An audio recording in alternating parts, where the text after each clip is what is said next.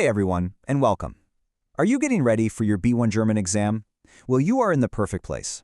In this explainer, we're going to build up some really solid vocabulary for 4 topics that come up all the time. Let's get right into it. So, you ready to do this? We're going to be covering sport, media, literature, and festivals. Trust me, these are topics you're almost guaranteed to see in your exam, so by the end of this, you'll have the key words you need to talk about them like a pro. First up, let's talk about sport. Now, this is a huge topic, right? So we're going to break it down into the must-know words. From the actual actions to the places where it all happens. Let's start with the absolute basic. The word itself is der Sport. And what's super important here? The article. It's masculine. Der Sport. This covers sport in general, or athletics. Okay, now for the action words, the verbs. To say you do sports, you can use either Sport treiben or Sport machen. We've also got specific verbs like turnen for gymnastics, spielen for playing games like soccer or basketball, and trainieren when you're training. And of course, we've got the classics, schwimmen, laufen, and joggen. And finally, the 2 most important verbs in any competition, gewinnen, which is to win, and verlieren, to lose. So, following on from those verbs, we get our nouns. As you can see, if you gewinnen a game, that makes you der Sieger, the winner. And if you verlieren, well then you're der Verlierer, the loser. The victory itself is called der Sieg. And where is all this sports action happening? Well, you might go to der Sportsplatz, that's your general sports ground. Or if it's raining, you're inside at die Sporthalle, the sports hall. For the really big games, you'll be at das Stadion, and for a swim, you head to das Schwimmbad. Okay, this next one is a really important distinction that trips a lot of people up. Think of it this way. Die Mannschaft or das Team. That's the group of players actually on the field at game time. But their Verein, or their club, is the bigger organization, the whole sports club they belong to. So you play for a Mannschaft, but you're a member of a Verein. All right, moving on to our second topic, media. In the B1 exam, it's super common to be asked about your habits, like what you watch or listen to, so let's get the vocabulary for radio and TV totally sorted out. Okay, pay close attention here because this is a classic mix-up for German learners. Das Fernsehen, with the neutral article das, refers to the concept of television, the medium. So you'd say, ich sehe gern fern, I like to watch TV.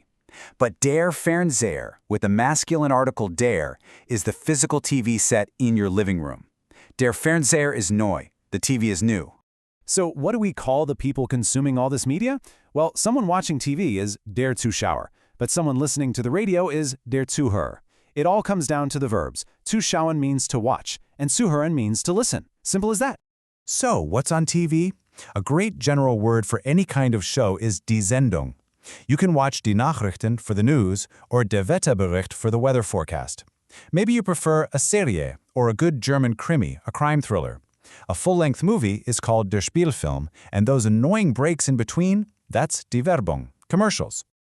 Okay, let's switch gears. Topic number 3, literature and the press. This section is all about the words you need to talk about what you read, from books to magazines. The main word for this whole topic is the literature. And again, what do we always have to remember? The article. It's feminine this time. Die literature.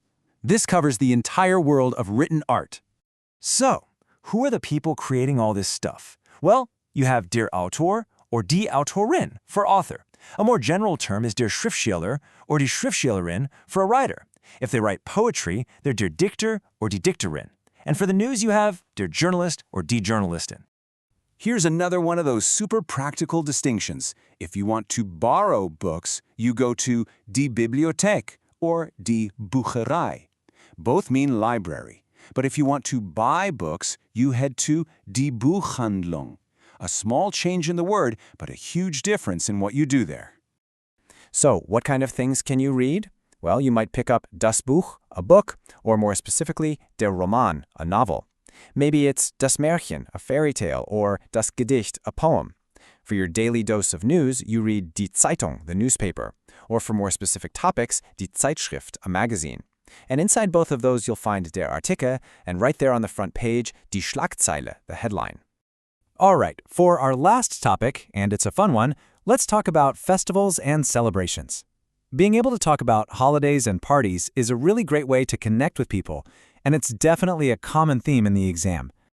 The general term for any public holiday is der Feiertag.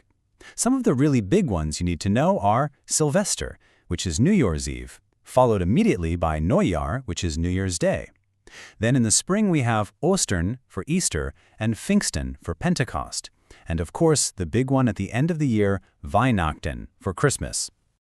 Okay, this is super interesting and a great way to impress someone with your cultural knowledge. Depending on where you are in the German-speaking world, the word for carnival actually changes. In places like Cologne in the Rhineland, they say der Karneval. But head down to southern Germany or Austria, and it's known as der Fasching.